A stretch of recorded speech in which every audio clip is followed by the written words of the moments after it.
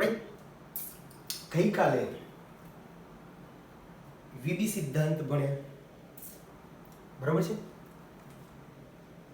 Valence bond theory ભણ્યા, એને આધારે સહસંયોજક બંધ કેવી રીતે બને છે એ સહસંયોજક બંધ જોયો કે ભાઈ સહસંયોજક બંધ ઇલેક્ટ્રોનની ભાગીદારીથી બને.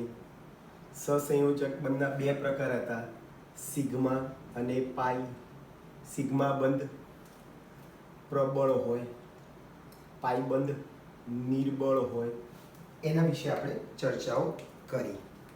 આજે આપણે સંકરણ વિશે થોડીક વાતો કરવી છે. આજે આપણે સંકરણ ભણવાનું છે, બરાબર છે? ચલો, લેક્ચર 8 સંકરણ.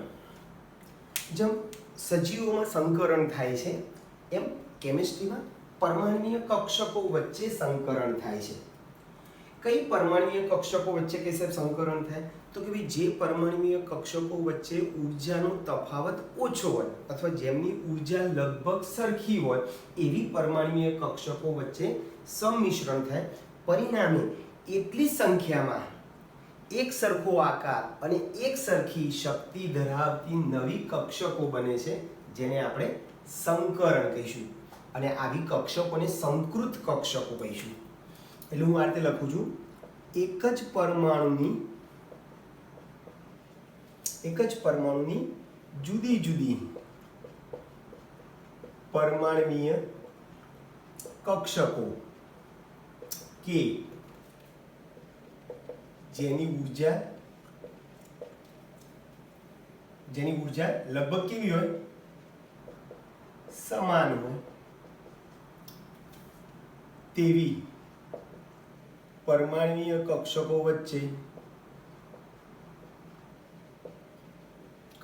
વચ્ચે સંમિશ્રણ થવાથી એટલી સંખ્યામાં એક સરખો આકાર અને એક સરખી ઊર્જા શક્તિ ધરાવતી નવી કક્ષકો બનવાની ઘટનાને, ક્રિયાને આપણે સંકરણ કહીશું. અને બનતી નવી કક્ષકોને સંકૃત કક્ષકો કહીશું. શું કહેવાય? સંકૃત કક્ષકો કહીશું. ચાલો, કેવી રીતે નવી કક્ષકો બને છે, બરાબર છે, એની આપણે વાત કરવાની છે. તો પહેલા તો હું તમને ખાલી કહી દઉં કે સંકરણ આમ તો ઘણી બધી ટાઈપના છે.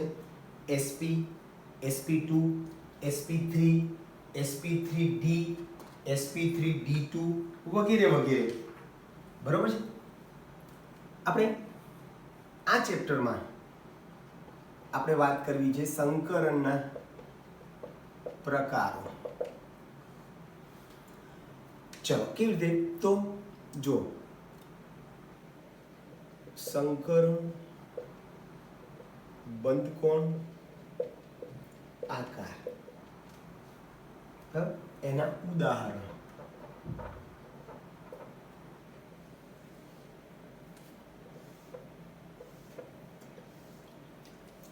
દાખલા તરીકે sp સંકરણ છે, તેમાં બંધકોણ 180 ડિગ્રી હોય, આકાર રેખીય હોય. ઉદાહરણ BeCl2 છે, BeH2 છે, BeF2 છે, વગેરે વગેરે. sp2 સંકરણ હોય તો આકાર 120 ડિગ્રી હોય, સમતલીય ત્રિકોણ આકાર હોય. સમતલીય ત્રિકોણ, બરાબર છે. BF3 છે, BCl3 છે, BH3 છે. sp3 સંકરણ હોય તો બંધકોણ 109.5 ડિગ્રી, આકાર સમચતુષ્ફલકીય.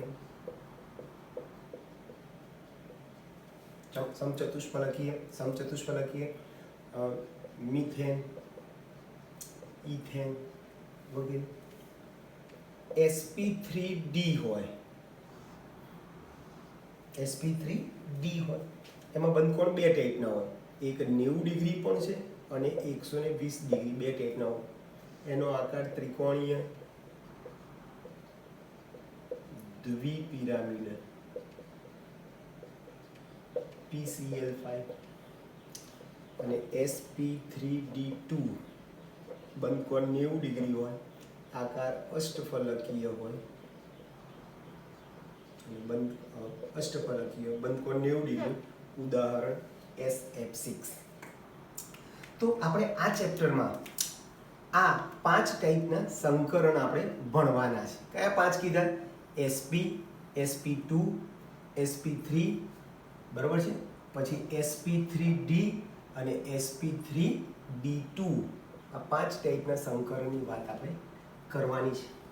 હવે સંકરણ જોતા પહેલા સંકરણની વિશિષ્ટ ખાસિયતો,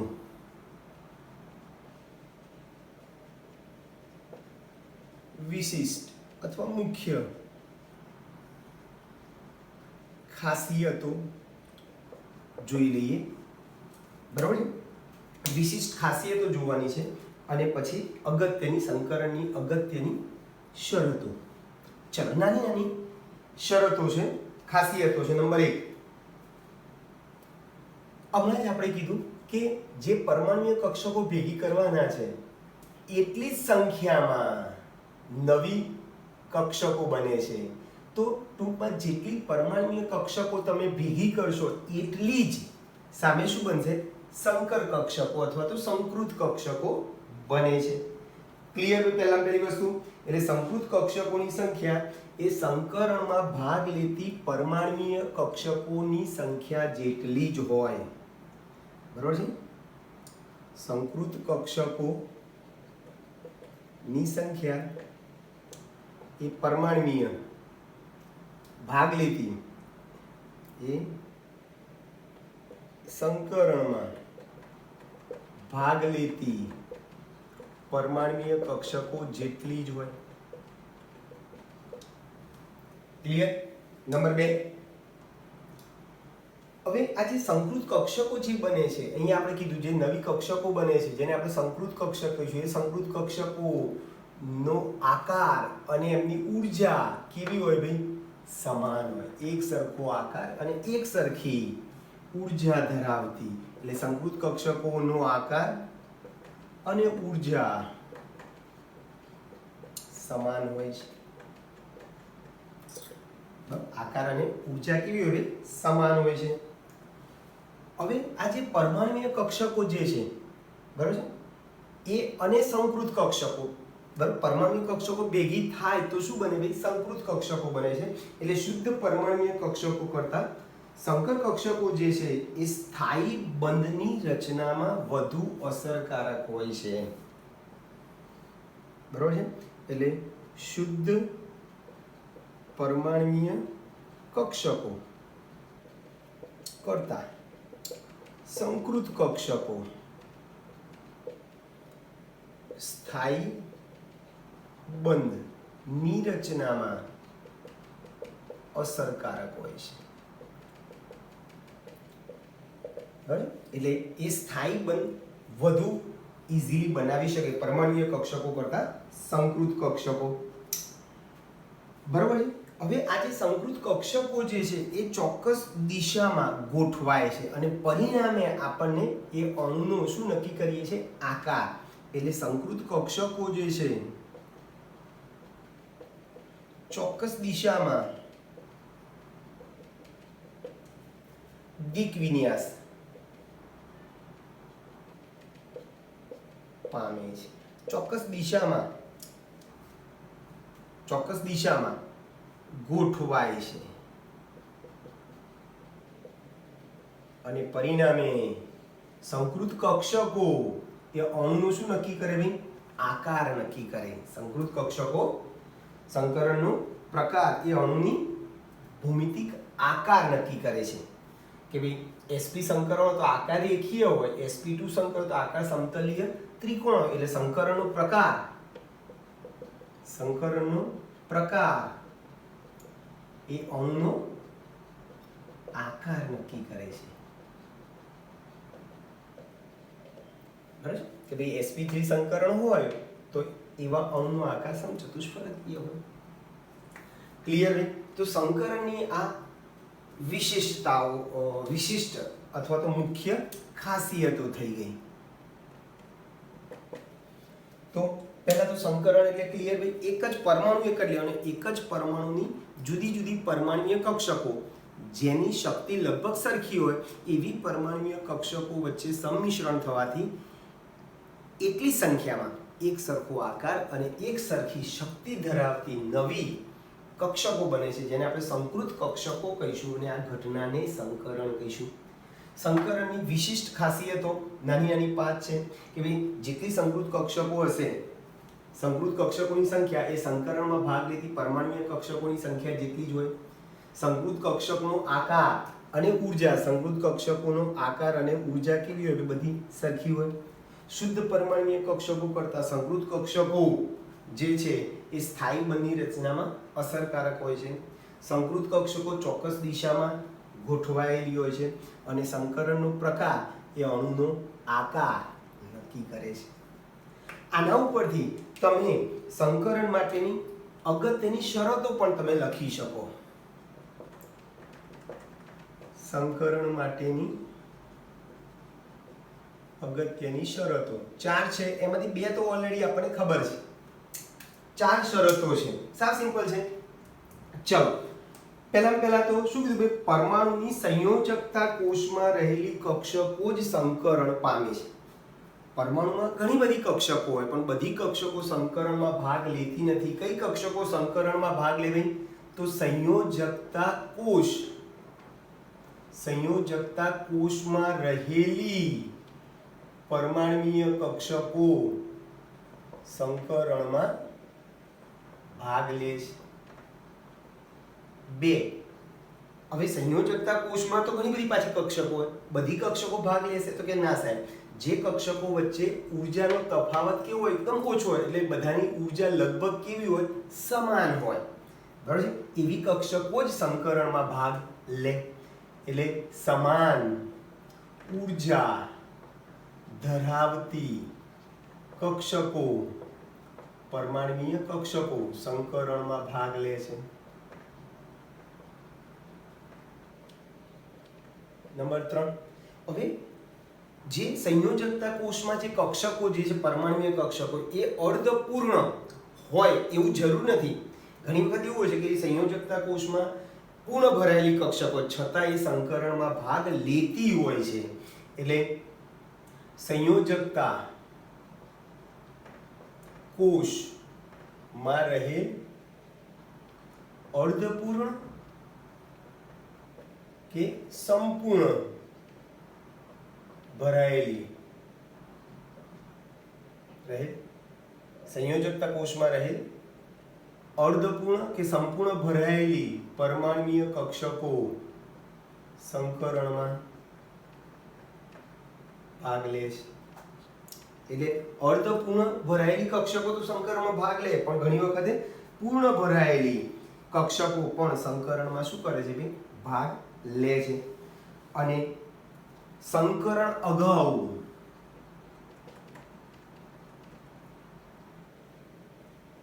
ઇલેક્ટ્રોનની બઢતી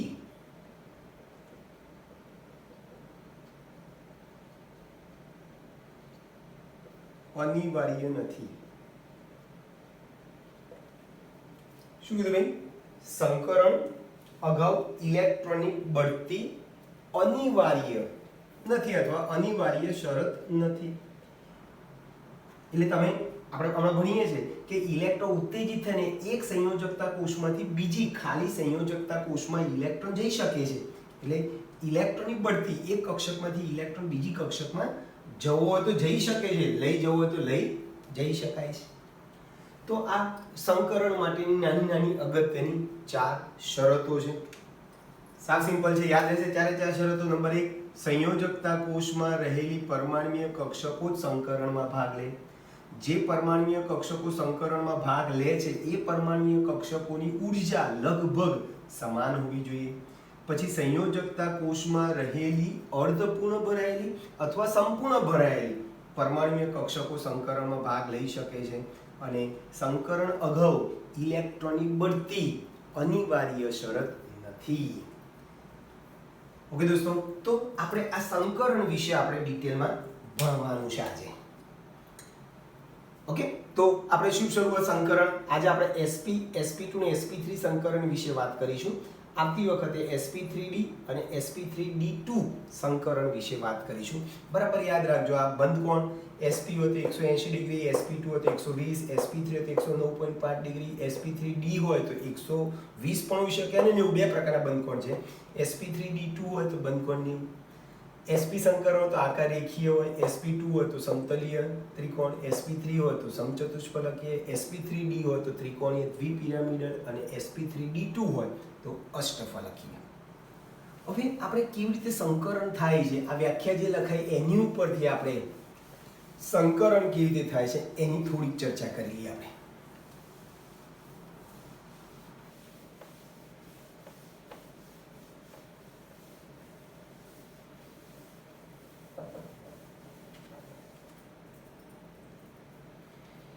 ચાલો,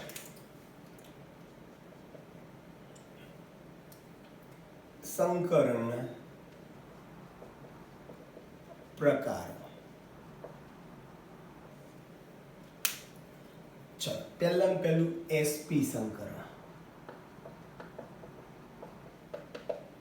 ચાલો, sp છે એનો અર્થ કે એક s કક્ષક હશે અને એક p કક્ષક હશે. આ રીતે જો, આ s કક્ષક છે. બોલો, s કક્ષકનો આકાર કેવો હોય ભાઈ? ગોળ છે. અને એક p કક્ષક લઉં છું, આ p કક્ષક છે જેનો આકાર ડમ્બેલ્સ છે. તો એક s અને એક p કક્ષક વચ્ચે સંમિશ્રણ થાય તો એને sp સંકરણ કહેવાય. sp સંકરણ હમણાં જ આપણે કીધું ભાઈ ખાસિયતમાં કે જેટલી પરમાણુ કક્ષકો ભેગી કરશો એટલી સામે સંકર કક્ષકો અથવા સંકૃત કક્ષકો બનશે. તો અહીંયા એક ને એક બે ભેગી કરીએ છીએ તો આપણને અહીંયા આવી બે કક્ષકો મળશે. બરાબર છે, બે sp સંકૃત કક્ષકો મળી. બે sp સંકૃત બોલો, સંકર બોલો, એક છે સંકૃત કક્ષકો મળી.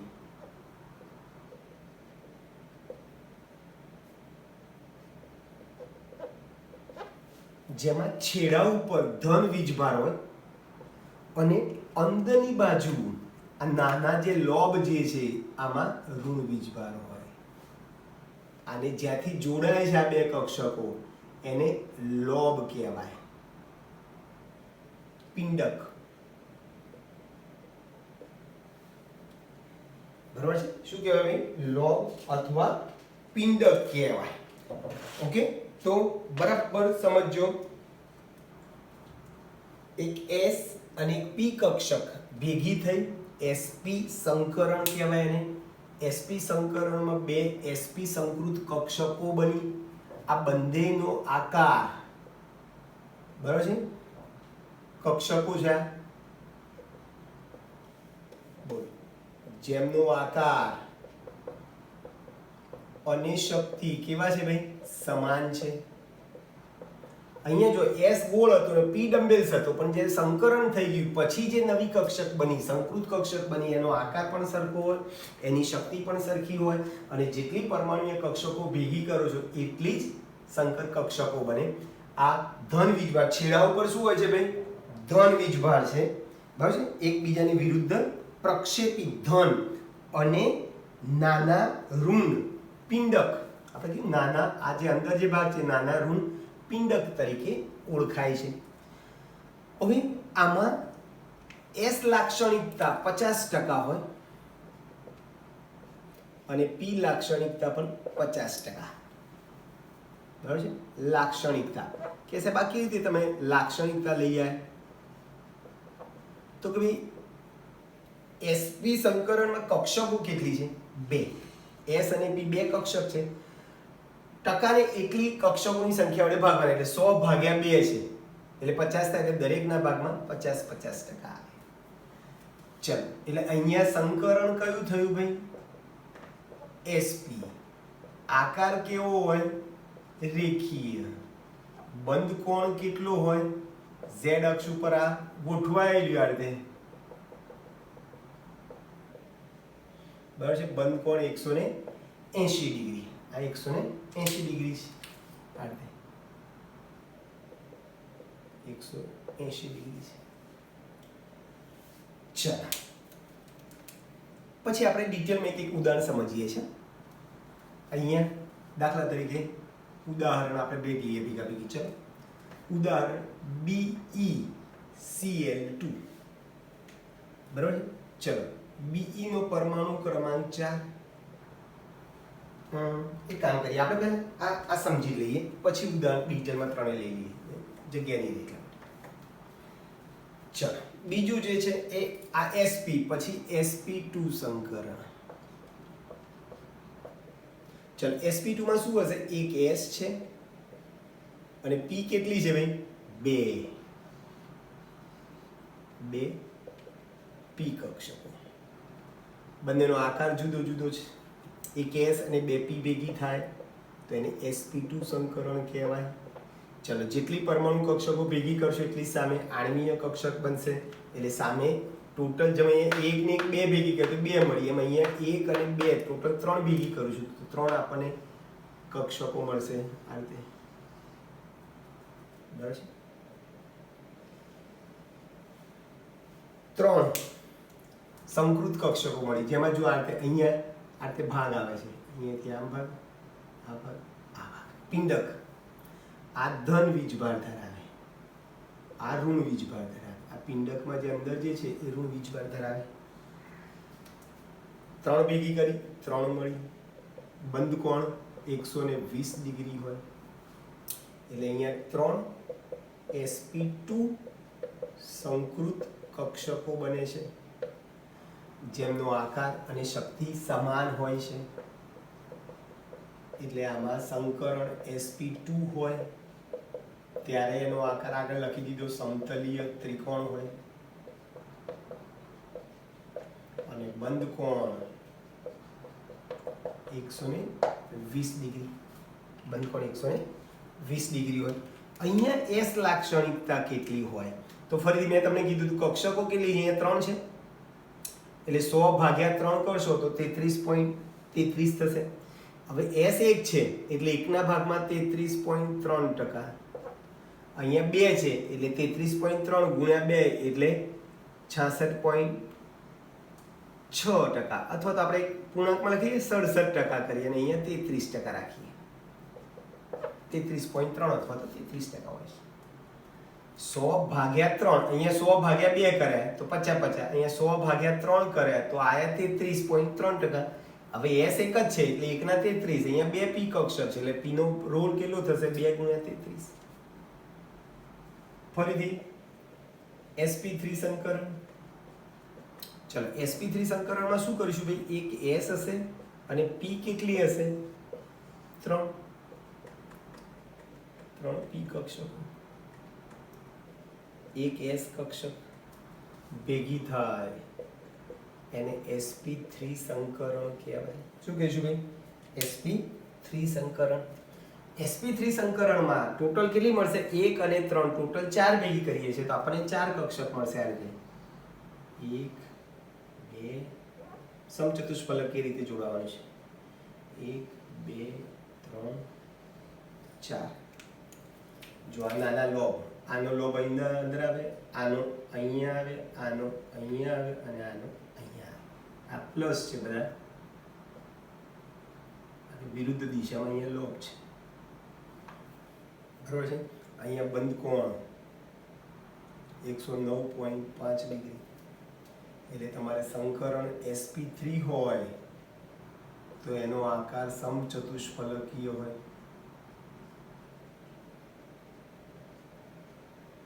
બંધ કોણ 109.5 ડિગ્રી આ 4 sp3 સંકૃત કક્ષકો બની જેનો આકાર અને શક્તિ કેવો હવે સમાન હોય ચાલો લાક્ષણિકતા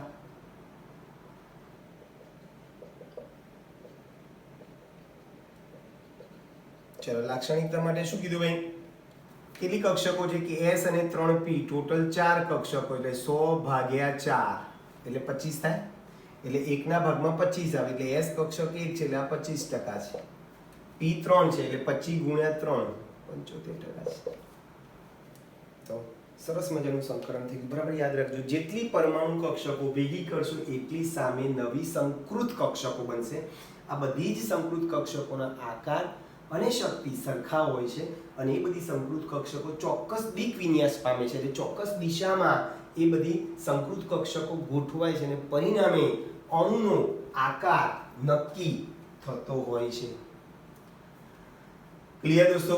તો sp સંકરણ હોય તો આકાર રેખીય હોય, બંધકોણ 180 ડિગ્રી, એમાં બે sp સંકર કક્ષકો રેખીય રીતે ગોઠવાયેલી હોય છે. sp2 માં એક s અને 3 ભેગી થાય છે, એક s અને 2 p કક્ષક ભેગી થાય છે એટલે ટોટલ 3 sp2 સંકૃત કક્ષકો બને છે જે અવકાશમાં સમતલીય ત્રિકોણાકારે ગોઠવાય છે જેમાં બંધકોણ 120 ડિગ્રી છે.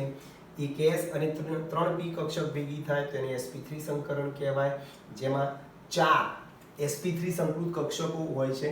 એ ચારે ચાર સમચતુષ્ફલકીય રીતે ગોઠવાયેલી હોય છે જેમાં બંધકોણ 109.5 ડિગ્રી હોય છે. આપણે દરેકના એક એક ઉદાહરણ લઈ લઈએ.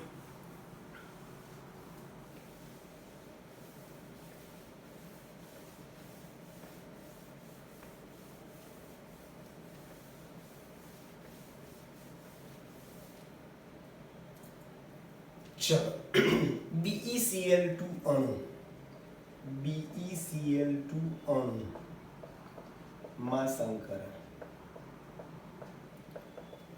ફરીથી અહીંયા લખી દઉં છું. sp સંકરણ હોય તો આકાર રેખીય હોય, બંધકોણ 180 ડિગ્રી, બરોબર છે. sp2 સંકરણ હોય તો આકાર સમતલીય ત્રિકોણ, બંધકોણ 120 ડિગ્રી, અને sp3 સંકરણ હોય તો આકાર સમચતુષ્ફલકીય હોય અને બંધકોણ 109.5 ડિગ્રી. ચાલો શરૂઆત કરીએ. BeCl2 અણુમાં સંકરણ. પહેલા મને કહો, બોલો આમાં Be છે અને બીજું કોણ છે? Cl છે. ચલો Cl નો પરમાણુ ક્રમાંક 17 છે અને Be નો પરમાણુ ક્રમાંક 4 છે. ચલો આપણે ઇલેક્ટ્રોન ભણી ગયા. B ની ઇલેક્ટ્રોન શું થાય? 1s2 2s2 2px0 y0 z0. એટલે આમાં સંયોજકતા કક્ષકો 4 છે, સંયોજકતા ઇલેક્ટ્રોન 2 છે. આની ઇલેક્ટ્રોન લખવી હોય તો એની એટલે 10 થઈ જાય. 1s2 2s2 2p6 3s2 3px2 3py2 3pz1. ચલો આ બી ને આપણે ઉત્તેજિત કરીએ. આપણે યાદ હોય તો શરતમાં ચોથી શરત લખી, ઇલેક્ટ્રોનની બઢતી આવશ્યક શરત નથી. એટલે આપણે આને શું કરીએ? બી ને ઉત્તેજિત કરીએ. દાખલા તરીકે આ બી પરમાણુને ઉત્તેજિત કરીએ તો શું થશે? આ 2s માંથી એક ઇલેક્ટ્રોન આ ખાલી 2px માં જાય એટલે ઇલેક્ટ્રોન આમ થાય 1s2 2s1 2px1 y0 z0. બરાબર? 2s માંથી એક ઇલેક્ટ્રોન 2p માં જાય, 2p પછી 2py માં જાય, પછી 2pz માં જાય. બરોબર છે? આ 1s તો કે સાહેબ ઇલેક્ટ્રોન ના જાય. આપણે હંમેશા કીધું સંકરણમાં કઈ કક્ષકો ભાગ લે? સંયોજકતા કોષ ની પરમાણુ કક્ષકો ભાગ લે. એટલે આ સંયોજકતા કોષ છેલ્લો નંબર 2 છે એટલે 2 નંબર વાળી કક્ષકો જ સંકરણમાં ભાગ લે. આ 1 નંબર વાળી લે નહીં. ચલો આમાં sp સંકરણ છે. જો કે સર ખબર કેવી રીતે પડી તમને sp સંકરણ છે? તો ભાઈ આનો આકાર રેખીય હતો. આકાર રેખીય હતો માટે સંકરણ sp થઈ ગયું. ચલો sp સંકરણમાં હમણાં જ આપણે કીધું sp સંકરણમાં શું થશે? એક s હશે અને એક p હશે. બરાબર છે? એક s અને એક p કક્ષક વચ્ચે સંમિશ્રણ થવાથી સમાન શક્તિ ને સમાન આકાર ધરાવતી બે sp સંકર કક્ષકો મળે. sp સંકર બોલો સંકૃત કક્ષકો બની.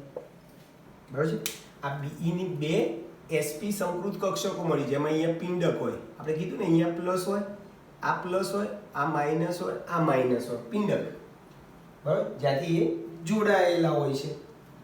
હવે આ જે બે sp સંકૃત કક્ષકો જે બની એ sp સંકૃત કક્ષકોની સાથે જોડાશે, અયુગ્મિત ઇલેક્ટ્રોન ધરાવતી કક્ષક સાથે જોડાય. એટલે આ બે sp be ની આ be ની શું છે ભાઈ, બે sp સંકૃત કક્ષકો છે જેની સાથે Cl ની 3pz, જો ફરીથી p કક્ષક, આ Cl ની કઈ કક્ષક છે, 3pz કક્ષક છે, એના અયુગ્મિત ઇલેક્ટ્રોન વચ્ચે સંમિશ્રણ થવાથી અહીંયા સહસંયોજક બન સિગ્મા બનશે. સેમ ટુ સેમ અહીંયા પણ આ Cl ની 3pz કક્ષક વચ્ચે સંમિશ્રણ થવાથી સહસંયોજક બન સિગ્મા બને છે, બરાબર છે. એટલે અહીંયા આવું થશે, વચ્ચે be છે, આ be છે, આ Cl છે, આ એક સહસંયોજક બંધ બને, આ બીજો સહસંયોજક બંધ બને, બરાબર છે. જેમાં સંકરણ કયું કીધું ભાઈ, sp આકાર રેખીય બંધ કોણ 180 ડિગ્રી. ક્લિયર ભાઈ? એટલે sp સંકરણમાં b ની બે sp સંકર કક્ષકો મળી, આ બે sp સંકૃત કક્ષક છે, આ બે sp સંકૃત કક્ષક સાથે Cl ની 3pz કક્ષક ના અયુગ્મિત ઇલેક્ટ્રોન વચ્ચે ભાગીદારી થઈ અને સહસંયોજક બન સિગ્મા બને છે, પરિણામે BeCl2 અણુનો આકાર આપણને રેખીય જોવા મળે છે. ચલો સેમ ટુ સેમ BeCl3 લો, BF3 લો, તમારે જે ઉદાહરણ તમારે લેવું તમે લઈ શકો છો. BeCl3 અણુમાં સંકરણ. ચલો સંકરણની શું શરૂઆત કરીએ ભાઈ, ફરીથી આની જેમ જ પહેલા તો પરમાણુ ક્રમાંક કોણ કોણ છે, B છે 5, એની ઇલેક્ટ્રોન નામ થાય 1s2 2s2 2px1 y0 z0. આને ઉત્તેજિત કરીએ, ઉપર સ્ટાર બતાવો. ઉત્તેજિતમાં શું થશે, આ 2s માંથી એક ઇલેક્ટ્રોન આ ખાલી કક્ષકમાં જશે, એટલે 2s1 2px1 2py1 2pz0, બરાબર છે. અને ક્લોરીનની તો આપણે અહીંયા ઓલરેડી લખી દીધી છે ઇલેક્ટ્રોન, બરાબર છે. ચલો આનો આકાર સમતલીય ત્રિકોણ જોવા મળ્યો. બોલો સમતલીય ત્રિકોણ BeCl3 અણુનો આકાર સમતલીય ત્રિકોણ જોવા મળ્યો. એનો અર્થ કે એમાં કયું સંકરણ હશે ભાઈ, sp2 સંકરણ હશે. sp2 માં શું હશે, એક s હશે અને p કેટલા હશે, 2. sp2 માં એક s અને 2 p, એટલે sp2 સંકરણ. sp2 સંકરણમાં આપણને 3 કક્ષકો મળશે જે કેવી રીતે ગોઠવાયેલી છે ભાઈ, સમતલીય ત્રિકોણ આકારે અર્થે ગોઠવાયેલી હોય છે, બરાબર. આનો ઋણ પિંડક, આ ઋણ પિંડક, ઋણ પિંડક, બરાબર છે. આ 3 sp3 બરાબર છે, કોની ભાઈ, B ની 3 sp2 સંકૃત કક્ષકો છે જેનો આકાર શક્તિ સમાન છે, જેની સાથે જે સમતલીય ત્રિકોણ આકારે ગોઠવાયેલી છે. હવે આ 3 sp2 સંકૃત કક્ષક સાથે Cl ની 3 Cl છે, Cl ની કઈ કક્ષક ભાઈ, 3pz કક્ષક આર્થે જોડાશે ડમ્બેલ્સ આકારે, બરાબર છે. ડમ્બેલ્સ આકારે આર્થે જોડાશે. ચલો જુઓ, આ Cl ની કઈ ભાઈ, 3pz કક્ષક છે, સિગ્મા બંધથી સહસંયોજક પણ સિગ્મા બંધથી જોડાઈ જશે. અહીંયા પણ એવું જ થશે.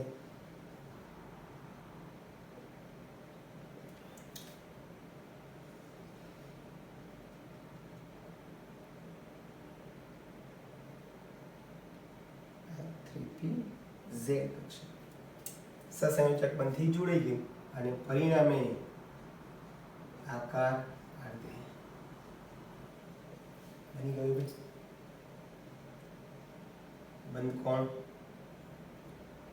સંકરણ sp2 આકાર સમતલીય ત્રિકોણ છે અને બંધ કોણ 120 ડિગ્રી છે.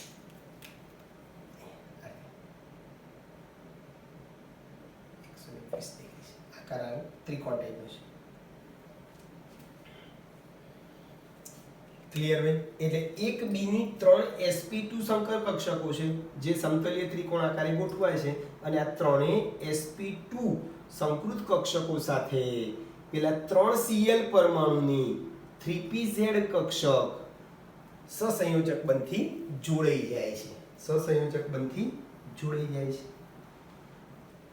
એટલે જેમ ઉપર 2 BeCl બંધ છે એમ અહીંયા 3 BCl બંધ છે. બધાની બંધ લંબાઈ કેવી હશે ભાઈ? સરખી હોય છે. બધાની બંધ લંબાઈ કેવી હોય? સરખી હોય છે. ચલો આ જ પ્રમાણે છેલ્લે sp3 નું ઉદાહરણ આપણે મિથેન થી લઈ લઈએ. મિથેન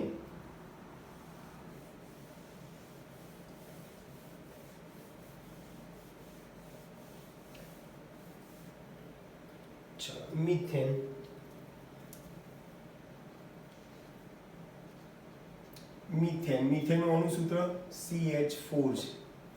ચલો એનો મેં એક્સરે પાડ્યો તો મને એમાં બંધ કોણ આકાર સમચતુષ્ફલકીય દેખાણો. બોલો સમચતુષ્ફલકીય દેખાણો એનો અર્થ કે એમાં કયું સંકરણ હશે? સમચતુષ્ફલકીય દેખાય તો એનો અર્થ કે એમાં sp3 સંકરણ હશે. ચલો કેવી રીતે? ફરીથી આની જેમ જ ચલો હાઇડ્રોજન છે. હાઇડ્રોજનની ઇલેક્ટ્રોન 1s1. બીજું કાર્બન છે. કાર્બનનો પરમાણુ ક્રમાંક 6. એની electron 1s2 2s2 2px1 2py1 2pz0. ચલો જેમ બી ને ઉત્તેજિત કર્યા એમ કાર્બનને ઉત્તેજિત કરો. બોલો કાર્બનને ઉત્તેજિત કરશો તો 2s માંથી એક ઇલેક્ટ્રોન ખાલી કક્ષક 2pz માં જશે. એટલે મેં કાર્બનની ઉત્તેજિત અવસ્થામાં ઇલેક્ટ્રોન લખી દીધી. હવે બોલો આમાં આકાર કેવો છે? સમચતુષ્ફલકીય છે. બોલો આકાર સમચતુષ્ફલકીય હોવાથી કયું સંકરણ હશે ભાઈ? sp3. ચલો sp3 સંકરણ. બોલો sp3 માં શું હોય? એક s અને 3 p કક્ષકો હશે. ચલો એક s અને 3p કક્ષકો વચ્ચે સંમિશ્રણ થવાથી સમાન શક્તિ ને સમાન આકાર ધરાવતી 4 કાર્બનની 4 sp3 સંકૃત કક્ષકો મળે ભાઈ. કાર્બનની 4 આ શું છે? કાર્બનની 4 sp3 સંકૃત કક્ષકો છે જે અવકાશમાં સમચતુષ્ફલકીય રીતે દિક વિન્યાસ પામે છે. બરોબર છે? આ પ્લસ પ્લસ પ્લસ પ્લસ અને આ પિંડકમાં માઇનસ માઇનસ માઇનસ. 4 sp3 સંકૃત કક્ષકો બની ગઈ જે સમચતુષ્ફલકીય રીતે ગોઠવાયેલી છે. હવે શું થાય છે? આ ચારે સાથે કોણ જોડાશે? 4 હાઇડ્રોજનની કઈ કક્ષક જોડાશે? 1s કક્ષક. હવે જેમ p કક્ષક ડંબેલ સાકાર હતો, આ ડંબેલ સાકાર હતો Cl ની. બરાબર છે? Cl ની p કક્ષક ડંબેલ સાકાર હોય એમ અહીંયા હાઇડ્રોજનની 1s કક્ષક. s કક્ષકનો આકાર કેવો હોય ભાઈ? ગોળ હોય. આ રીતે ગોળ હોય. બરાબર? હાઇડ્રોજનની 1s1 કક્ષક સાથે સિગ્મા બંધથી જોડાઈ જાય. સહસંયોજક બંધ સિગ્મા બંધથી જોડાઈ જાય છે. જેમ અહીંયા 3 સિગ્મા બંધ બને. બરોબર છે? એમાં અહીંયા કેટલા સિગ્મા બંધ બનશે ભાઈ? 4 સિગ્મા બંધ બનશે તમારે. આ સિગ્મા બંધ છે. એટલે આને તમારે બતાવવું તમે આમ બતાવી શકો.